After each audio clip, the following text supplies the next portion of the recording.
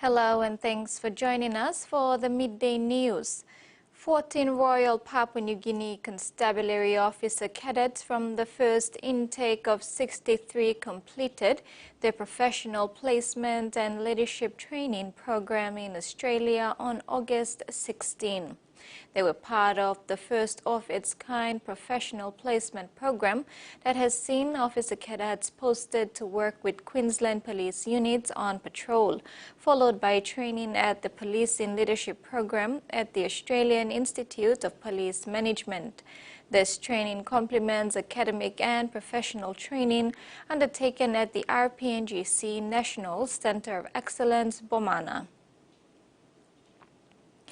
Tuspab Secondary School has welcomed a 250,000 kina funding from the Medan District Development Authority to construct a new 4-in-1 classroom.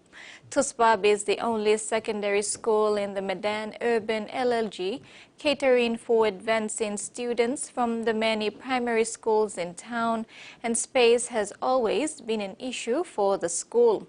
Over the last 10 years, the school has been receiving government support for infrastructure development. On Monday, it was given the support it needed to be able to take in more students, including those from outside the urban center. Finding space, especially on grade 8 primary and grade 9, and also grade 10 or grade 11. Misalkan problem lo space lo classroom keluar. So lo dislakan halwin. Dislakan position lo mi play down, mi play look na mi play prioritizing where need lo mana very start because you play this all mana very sidang le you lo resource full. On August 15, Don Bosco Technical School in Gabutu, Port Moresby, staged a musical based on Don Bosco's childhood dream at the age of 9.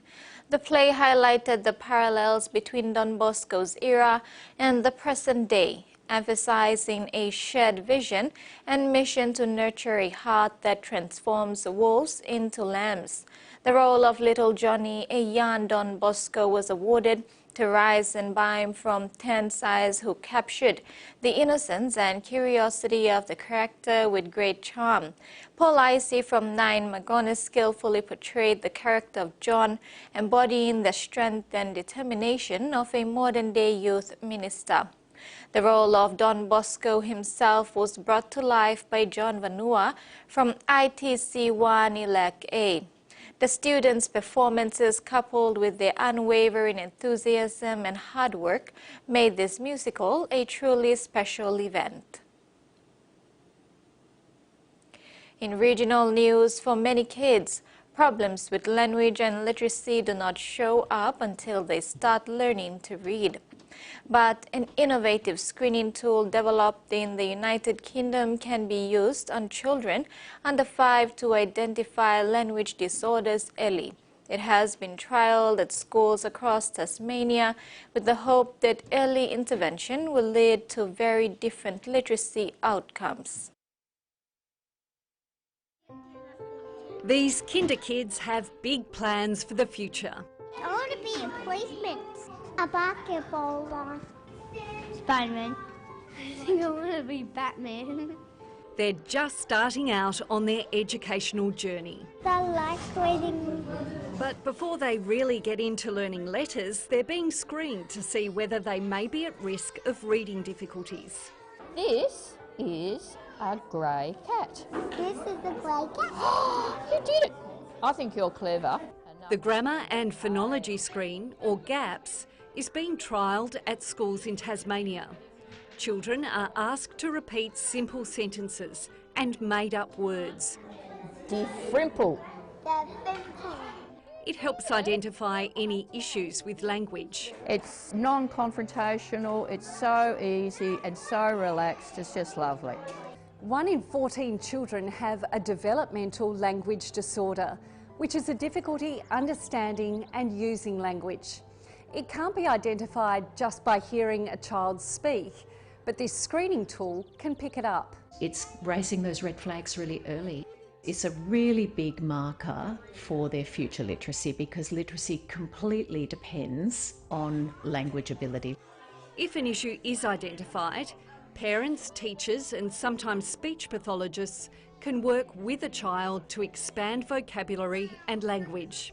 For example, when we're getting dinner ready and we're sitting eating dinner, it can be as simple as looking at the vegetables and talking about them and bringing in words like crunchy and juicy. I think it's great for parents so they can get on top of the problem, and good for the child as well, basically so they don't feel behind.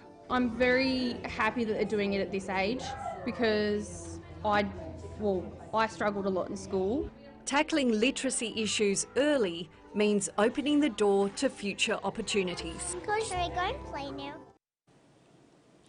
In the red soil of the top end, a new industry is emerging, cotton, examining the conflicts of interest that some say will lead to the destruction of some of the Northern Territory's most famous tourism destinations.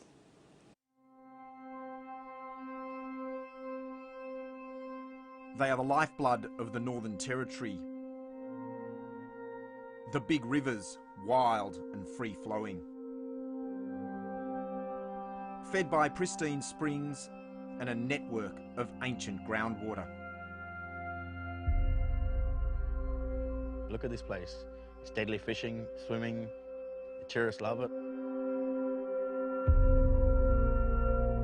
Beneath the red dirt lies a vast water resource. And here in the top end, it's free. Developers are circling. It's absolutely a water grab. They're fighting for water from the top and down to the desert. I think it comes back to this political imperative for development. And I hate to say it, perhaps development at any cost. The red carpet is being rolled out for a new industry. Cotton. It's a lucrative crop with a troubled history. We are not the Murray-Darling Basin. I think there is a sense that cotton is a dirty word. Now growers are eyeing off water, but access to it in the NT has been mired in secret deals and cosy relationships. This created really a dysfunctional arrangement. I had to ask, what hat are you wearing today? They should negotiate first before they started doing cotton here. The government is shutting down independent science. We're really at risk of establishing some kind of fake science war. Have you been told personally by department officials to keep quiet? Yes. And what's at stake goes well beyond politics. Without those flows, they dry up. Look, it could be catastrophic, absolutely catastrophic. What is life? Without it, we'll all perish. In sports, Prime Minister James Marape has commended the 2024 PNG Open for hosting one of the biggest golf events of the year, and the attendance showed it. He also commended over 90 international golfers along with locals who participated in the tournament. The 2024 PNG Open was one of the biggest golf tournaments of the year. It was shown by the number of corporate entities showing the support for the tournament. Prime Minister James Marape, who was present on the final day on Sunday, commended the golfers, corporate entities, and the Royal Port Moresby Golf Club for putting up the entertaining event. The Prime Minister further committed that the national government, under his leadership, will be supporting the tournament next year on the eve of PNG's 50th independence anniversary. We're looking forward to a bigger, better event next year under the shade of our 50th anniversary as a nation. And on behalf of the government, we look forward to partnering the PNG Golfing Association and Royal Port Moresby Golf Association for a bigger event next year. And we welcome everyone to come back for this tournament next year. PM Marape congratulated the golfers who participated in the tournament and also the 2024 PNG Open winner, William Bryars from Queensland, Australia. Prime Minister provided a line on Bryars' connection to PNG and welcomed him. To firstly offer my congratulations to our winner, William Bryce. I was told he has some connections to Papua New Guinea.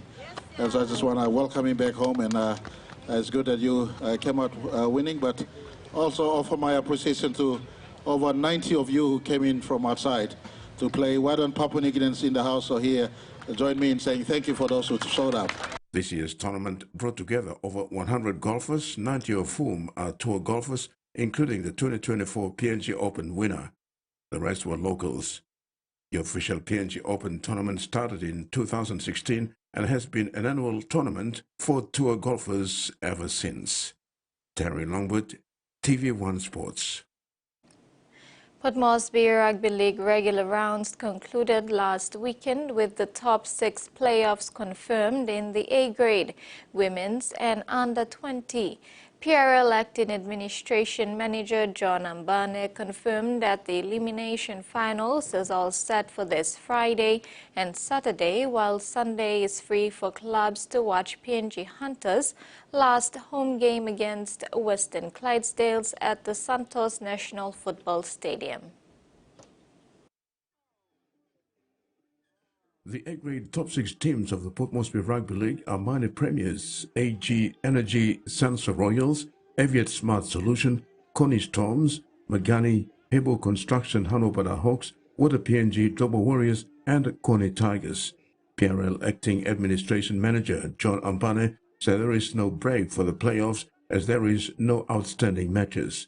He said the points ladder clearly indicates that the confirmed standings of the top 6 teams in the A-grade, women's and under-20. Ambane said the minor premiers Royals, Storms in the A-grade, Royals and Tarangao in the under-20, and Hola Flies and Hanwabara Hawks in the women's are all on bye this weekend, awaiting the major semi-finals next weekend. The women's finals will feature minor premiers Hola Flies, Hanwabara Hawks, Double Warriors, Kawaso Defense, Paga Panthers and Tarangao. While in the under-20 are minor premiers Royals, Tarangao, Paga, Defense, Tigers and Butterflies. The top 6 playoffs format will see 1 and 2 on bye in the first week. In the elimination finals, 3 versus 6 and 4 versus 5, with winners to advance to week 2 and losers to bow out of the premiership campaign. Week 2 in the A grade, Royals versus Storms and under-20 Royals versus Tarangao, while in the women's, Flyers will take on Hawks. These are all major semi-finals, with the winners to secure the first grand finals berth. Losers play the winners of Week 2 elimination finals. Week 4, which is the grand final showdown, will be played at the main Santos National Football Stadium. Terry Longwood, TV1 Sports. The MCG will maintain its status as the first choice for international sporting events held in Australia. The Queensland government has secured the 2027 Ashes and the Boxing Day Test for another 7 years. But the happy announcement was marred by transport woes and the threat of a credit score downgrade. At the G secured once again. It's going to be an incredible celebration of not just cricket but of culture. The state government striking a deal to hold the iconic Boxing Day Test at the MCG until at least 2030. Victoria has also been awarded the 150th anniversary Men's Ashes Test in 2027 and the Women's 90th anniversary Day-Night Test in 24-25. Bringing with it the promise of an Olympics-like atmosphere. We're going to raise the show so high in terms of live music and food and festival zones and fan zones. I was lucky enough to make my debut here, and then hopefully in the next 7 years there's more Victorians that can come through and make their debut here as well. Despite securing the Boxing Day Test's future, I've been practising at home with my son. The Premier was playing a straight bat on the future of the suburban rail loop and its impact on Victoria's credit rating. S&P Global Ratings declaring blowouts could see a downgrade in the future. The Premier is resisting calls to come to her senses and realise that we cannot afford this project. Victoria's rating with S&P was downgraded from AAA in December 2020. Currently, the state's AA rating is the lowest of any state or territory they rate and lower than the national credit rating. We are focused on supporting and delivering our strong fiscal strategy, a fiscal strategy that is focused on growing and supporting jobs. While one rail project is looking at the long term, another has come up short. After revelations, the platform at the recently upgraded Deer Park station west of Melbourne isn't long enough to accommodate bigger 9-car trains. You can call it a stuff up, a screw up, a cock up, a balls up, whatever you like. The platform will now be lengthened by 10 metres as part of Melton Line upgrades. That was investment and a project that was underway before the government had committed to the Melton Line upgrade, and this is a good example of how we have a sequence of investments. Ms Allen says bigger trains will stop at the station once Melton Line upgrades are. And that ends our news update. Join us at 6 tonight for more news and sports.